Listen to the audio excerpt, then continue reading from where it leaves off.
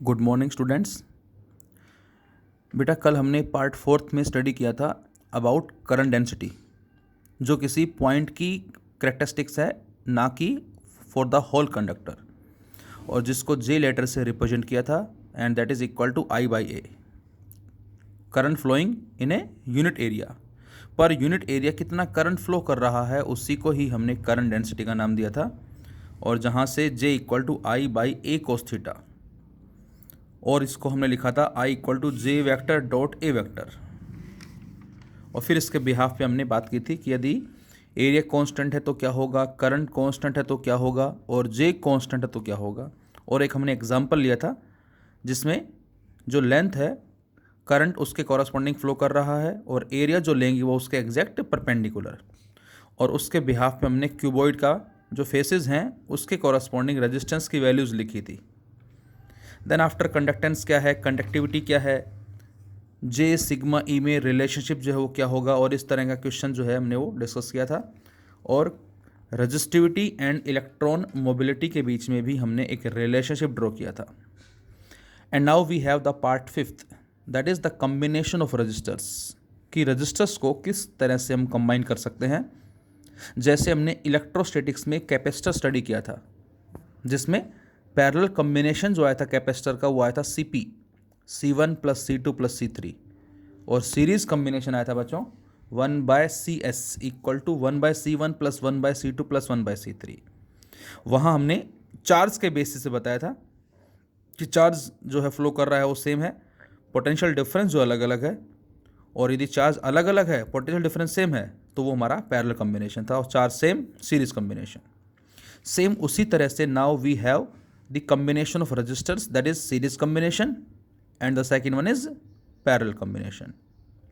So series combination, first we take three resistors having resistances R1, R2 and R3, and which are connected end to end as shown in diagram. तो बच्चों आपको नज़र आ रहे हैं तीन registers जिनके resistance को हमने R1, R2, R3 का नाम दिया, और उनको एंड टू एंड इस तरह से कनेक्ट किया गया बेटा। तो अब क्या होगा, तो आंसर अब यहाँ से जो है चार्ज फ्लो करेगा, जो चार्ज यहाँ से फ्लो करके यहाँ पर आएगा उसको यहाँ से गुजरना पड़ेगा, यहाँ से गुजरना पड़ेगा, और यहाँ से भी गुजरना पड़ेगा, और उसके बाद ही वो यहाँ पहुँच पाएगा। और हमें मालूम है कि जब कभी चार्ज फ्लो करता है जिस रेट से, उसी को ही हमने इलेक्ट्रिक करंट का नाम दिया है। So this is the direction of electric current. तो हम ये भी कह सकते हैं कि चार्ज फ्लो कर रहा है सभी में सेम, या हम ये भी कह सकते हैं क्या कि जिस रेट से चार्ज फ्लो कर रहा है that is electric current, current same flow कर रहा है। तो यहाँ से हम लिख सकते हैं क्या कि करंट चला आई, इसके कॉरस्पॉन्डिंग भी आई होगा, इसके कॉरस्पॉन्डिंग भी आई होगा, और इसके कॉरस्पॉन्डिंग भी आई होगा, having resistance R1, R2, R3। तो बेटा अब करंट फ्लो कर रहा है, and as we know current flow on the basis of potential difference. तो इस फर्स्ट रजिस्टर के कॉरस्पॉन्डिंग जो पोटेंशियल डिफरेंस होगा उसको हमने V1 माना, जो कि IR1 होगा। Similarly V2 IR2 and V3 IR3। So whenever we add up all three, so we get the final V, and which is the battery voltage. तो यहाँ से बेटा V1, V2, V3 को ऐड किया और ये आ जाएगा IR1 plus IR2 plus IR3, and left RS series combination, और यहाँ से I कॉमन लेके उसको कैंसिल आउट कर दें लेफ्ट वाले I से। तो फाइनली हमें मिलता है बच्चों net resistance in series combination is R1 plus R2 plus R3 and so on. Numerical से पता कैसा लगेगा बेटा, तो आंसर है that type of combination in which current flowing across each resistor is same but different potential difference. हमें circuit में दो पॉइंट्स गिवन होंगे जिनके बीच में रेजिस्टेंस फाइंड आउट करना होगा, और हम वहाँ पर एक बैटरी कनेक्ट करके करंट फ्लो करेंगे, और वहाँ से देखेंगे कि करंट जो है किन किन रजिस्टर में सेम फ्लो कर रहा है, सेम होगा, दैट इज सीरीज कम्बिनेशन। अब यदि ये रेजिस्टेंस आ गया, then what will be the value of conductance, that is reciprocal of resistance 1/GS equal to 1/G1 plus 1/G2 plus 1/G3। So after taking LCM, GS equal to G1 G2 G3 over G1 G2 plus G2 G3 plus G3 G1. Similarly the second case is parallel combination. इसमें बेटा resistance हमारे कुछ इस तरह से connect है, R1, R2, R3, और तीनों का जो एक कॉमन पॉइंट है that is the connected from the positive terminal of the battery, और तीनों का जो एक कॉमन पॉइंट हो गया वो कनेक्ट है बैटरी के नेगेटिव से, इस तरह से। और अब यदि हम इसको मान लेते हैं V और इसको मान लेते हैं 0, तो बेटा ये V यहाँ भी है, ये V यहाँ भी है, और ये V यहाँ भी है, और ये 0 यहाँ भी है, ये 0 यहाँ भी है, और ये 0 यहाँ भी है। तो इसका मतलब हम कह सकते हैं कि इन तीनों रजिस्टर के जो लेफ्ट एंड हैं वो V से कनेक्ट हैं, और राइट वाले जो हैं 0 इससे कनेक्ट हैं। It means we can say in this case the potential difference across all three resistors are same. But what can you say about current? The current is flowing, that is I, and the current can be divided at point this. इस point पे आके current जो है वो 3 parts में divide हो जाएगा। इधर गया कितना, suppose I1, in this way I2, and in this way I3. So what is the value of net current? I equal to I1 plus I2 plus I3, where V is equal to IR, then I is equal to V by R. So I1 is V by R1, I2 is V by R2, and I3 is V by R3, and I is V by RP. और यहाँ से V common लेके solve करें, cancel out करें left से। So 1 by RP equal to this value, और RP equal to R1 R2 R3 upon में R1 R2 plus R2 R3 plus R3 R1. And what can you say about conductance? That is G, G1 plus G2 plus G3. तो ये हमारा formula आ जाता है parallel combination में circuit के resistance की वैल्यू को कैलकुलेट करने के लिए। तो मैंने अभी कहा कि जब भी हमें सर्किट में किन्हीं भी 2 पॉइंट्स के बीच में रेजिस्टेंस की वैल्यू कैलकुलेट करने के लिए कहे, तो हम वहाँ एक बैटरी ज्वाइन कर देंगे दोनों पॉइंट्स के बीच में, और वहाँ से करंट फ्लो करेंगे। जहाँ जहाँ करंट सेम फ्लो कर रहा है वो सीरीज कॉम्बिनेशन होगा, और जहाँ करंट डिफरेंट है वहाँ पैरेलल कॉम्बिनेशन होगा। अब बच्चों सीरीज़ में जो रिजल्ट मिला वो आया RS, R1 plus R2 plus R3। मैं कहता हूँ हमारे पास 2 रजिस्टर हैं या 3 रजिस्टर हैं 2 ओम के, 3 ओम के, कोई भी ले सकते हैं, और सीरीज़ में है। तो 3 ओम के 3 रजिस्टर सीरीज़ में है, तो इफेक्टिव रेजिस्टेंस बताओ कितना होगा? तो आपका आंसर होगा 9 ओम। और वही तीनों रजिस्टर 3 ओम वाले पैरेलल में होते तो 1 बाई RP, 1/3 प्लस 1/3 प्लस 1/3, 3/3 1। तो इसका मतलब सीरीज़ में रेजिस्टेंस क्या होता है बच्चों? इंक्रीज होता है, और पैरेलल में रेजिस्टेंस डिक्रीज होता है। अक्सर एग्जाम में क्वेश्चन पूछ लेते हैं कि why resistance in series combination increases. Series में रेजिस्टेंस इंक्रीज क्यों होता है? तो उस क्यों का आंसर हम क्या देंगे? तो आंसर बेटा कि यहाँ पर एक वायर हो गया जिसका रेजिस्टेंस R1 है, इसी के एंड से दूसरा ज्वाइन कर दिया, इसी के एंड से तीसरा ज्वाइन कर दिया। तो आप देख रहे हैं इसमें क्या चीज़ बढ़ रही है। सपोज मैं कहता हूँ कि तीनों का नेचर सेम है, तीनों की लेंथ L है, और तीनों का एरिया सेम है। तो यहाँ पर जो एक तीनों को मिला के एक सिंगल वायर जो बना, इसकी लेंथ कितनी हो गई? 3L हो जाएगी। रजिस्टिविटी क्या रहेगी? वो तो सेम रहेगी क्योंकि नेचर सेम है। एरिया क्या रहेगा? वो भी सेम रहेगा। तो इसका मतलब ये हुआ कि यहाँ पर जो है वो लेंथ जो है वो ट्रिपल हो गई है या बढ़ गई है। और हमें पता है क्या कि रेजिस्टेंस जो है वो डायरेक्टली किसके होता है बेटा? लेंथ के होता है। तो इसका मतलब लेंथ बढ़ने से रेजिस्टेंस इंक्रीज हो जाता है। So this is the reason in series combination the effective length of the combination is increases and hence resistance increases. But what can you say in parallel combination? वही same 3 resistor हैं, तीनों की लेंथ same है, area same है, nature same है, और इस तरह से ज्वाइन है। तो यहाँ पर जो कॉम्बिनेशन बना इसको आप एक तरह से सिंगल वायर के रूप में ट्रीट करें। ये सिंगल वायर बन गया हमारा। अब मैं आपसे कहूँ सिंगल वायर बन गया तो इसकी लेंथ बताओ, तो इसकी लेंथ L होगी बेटा, लेकिन ये एरिया A, ये एरिया A, ये एरिया A, तो इफेक्टिव एरिया 3A बोलेंगे हम, या ये कह सकते हैं इफेक्टिव एरिया इंक्रीज हो गया। और हमें मालूम है रेजिस्टेंस इन्वर्सली किसके होता है? एरिया ऑफ क्रॉस सेक्शन के। तो एरिया बढ़ने से रेजिस्टेंस डिक्रीज हो जाता है। तो पैरेलल कॉम्बिनेशन में रेजिस्टेंस कम होता है, डिक्रीज होता है, और सीरीज़ में बढ़ जाता है। और इस रीजन की वजह से ही हम अपने जो सर्किट्स लेते हैं, कनेक्शंस लेते हैं अपने घरों में, वो सारे पैरेलल में होते हैं। तो सीरीज़ और पैरेलल हमें पता लग गया। अब ज़रा कुछ क्वेश्चंस हम देख लेते हैं। सिंपल से शुरुआत करते हैं। हमें सर्किट में रजिस्टर दे रखे हैं 6R 6R एंड 6R कुछ इस तरह से, और इनके आगे लगा रखा है R, और ये पॉइंट A और B हैं, and we have to find out the effective resistance between A and B। तो हमने क्या किया बेटा, हमने इस A और B के बीच में बैटरी को जोड़ दिया। अब जो भी करंट चलेगा यहाँ से बच्चों, वो यहाँ पर आके 3 पार्ट में डिवाइड हो जाएगा, I1, I2 एंड I3। यहाँ से I1 आया, यहाँ से I2 आया, यहाँ से I3 आया, तीनों ज्वाइन होके यहाँ पर फिर से नेट करंट I। तो तीनों में करंट डिफरेंट डिफरेंट है, मतलब पैरेलल कॉम्बिनेशन। सो 1/R पे is 1/R1 that is 1/6R plus 1/6R plus 1/6R, तो ये आ जाएगा 3/6R, मतलब 1/2R, और इसको उल्टा करेंगे तो 2R आ जाएगा, और ये 2R इस R के साथ किस में आएगा, सीरीज में आ जाएगा। तो फाइनल आंसर इज 3R।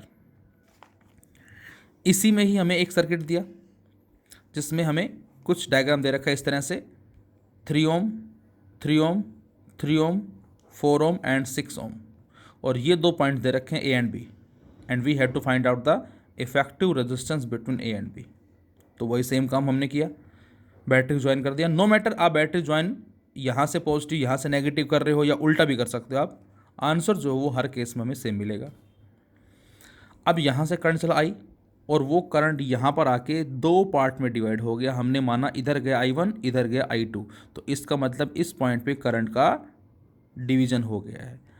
अब बच्चों ये जो करंट पहुँचा बेटा यहाँ पर I1, वो यहाँ पर आके इधर चला गया, सपोज I1 डैश इधर चला गया I2 डैश। अब यहाँ से जो I2 डैश आ रहा है इसमें भी वही जाएगा, क्यों? क्योंकि जितना करंट एक एंड से एंटर करेगा उतना ही करंट दूसरे एंड से बाहर भी आएगा, जो हम आगे स्टडी करेंगे किरचॉफ्स लॉ के अंदर। तो यहाँ से बेटा करंट चला I1 I2, I1 यहाँ पर आके I1 dash and I2 dash. अब ये I2 डैश इधर आया और ये I2 डैश इधर आया, दोनों में सेम करंट है, सीरीज कॉम्बिनेशन। तो 3 और 3 6, और ये 6 इस 6 के साथ किस में आ जाएगा बच्चों, बोलो, पैरेलल में आ जाएगा। तो ये 6 और ये 6 कितना आ जाएगा, 3 आ जाएगा इन दोनों का, ये 3 लिख दिया हमने यहाँ से। और अब ये वाला 3 जो ऊपर था और ये जो हमने दोनों का आंसर निकाला 3, दोनों किस में आ जाएंगे, ये सीरीज में आ जाएंगे 6, और ये 6 और ये 4 किस में आ जाएंगे, पैरेलल में। तो सोल्व करेंगे तो ये हमें मिल जाएगा, दैट इज 12/5 और 2.4 ओम। इसी में ही एक क्वेश्चन हमारे पास कैपेसिटर का था, इनफाइनाइट लैडर्स के लिए, सॉरी इनफाइनाइट कैपेसिटर्स लगा रखे थे। सेम उसी तरह से हमारे पास है एक सर्किट जिसमें 1 ओम 2 ओम फिर 1 2 फिर 1 2 एंड सो ऑन, ये भी हमारा एक इनफाइनाइट लैडर्स के लिए यूज़ किया गया है। तो इसमें हमें A और B के बीच में एक तो रेजिस्टेंस फाइंड आउट करना है और इस बैटरी से कितना करंट फ्लो कर रहा है, या ऐसे भी हो सकता है कि प्रूव करें A और B के बीच का रेजिस्टेंस जो बेटा वो 2 ओम है। Prove that the resistance of this network is 2 ohm and find out the current. तो करंट हम उससे फाइंड आउट कर ही लेंगे। तो वही सेम कॉन्सेप्ट जो हमने कैपेसिटर में यूज़ किया था, यहाँ 1 2 फिर 1 2 फिर 1 2 जो रिपीट हो रहा है बेटा, उसको हमने हटा के x का नाम दे दिया। यहाँ x क्या है, जो आगे इनफाइनाइट जो लेडर्स हैं उन सभी का रेजिस्टेंस हमने मान लिया। अब ये जो x आया ये इस 2 के साथ किस में आ जाएगा, आपको नज़र आ रहा है, दैट इज पैरेलल में। तो हम दोनों का सोल्व करेंगे पैरेलल कॉम्बिनेशन, जो कि 1/RP, और जब एलसीएम लेके उल्टा करके सोल्व करते हैं तो RP आ जाता है 2x अपॉन x + 2। अब जो RP आया बच्चों वो इस 1 के साथ किस में आ जाएगा, सीरीज में आ जाएगा। तो मैं कहता हूँ ये RS आ गया 1 + 2x अपॉन x + 2 आ गया। सोल्व करो तो इस इक्वेशन को हम सोल्व नहीं कर सकते। तो ये आपको ध्यान रखना है बच्चों कि जो RS आया फाइनल, उस फाइनल RS को भी हम क्या लिखेंगे, x लिखेंगे। रीज़न, x हमारा जो है वो इनफाइनाइट जो लेडर्स थे उन सभी का रेजिस्टेंस है, उसमें हम कुछ ऐड कर दें या सब्ट्रैक्ट कर दें वो x ही रहेगा। जैसे हमने एग्जांपल लिया था कैपेसिटर में कि समुद्र में से एक पानी की बाल्टी निकाल लें या एक पानी की बाल्टी डाल दें, कोई फ़र्क नहीं पड़ेगा। तो सेम उसी तरह से यहाँ भी जो फाइनल रिजल्ट होगा दैट इज़ ऑल्सो x। अब इसको सोल्व करते हैं तो यहाँ से क्वाड्रेटिक इक्वेशन बन जाएगी हमारे पास, और सोल्व करने से इसके 2 रूट आ जाएंगे, 2 एंड -1। अक्सर रूट दोनों ही हैं वैसे, लेकिन पॉजिटिव वैल्यू को हम कंसिडर कर लेते हैं। तो यहाँ से इफेक्टिव रेजिस्टेंस आ गया 2 ओम। और अब आप करंट सोल्व कर सकते हैं, I = V/R, 6/2 that is 3 ampere.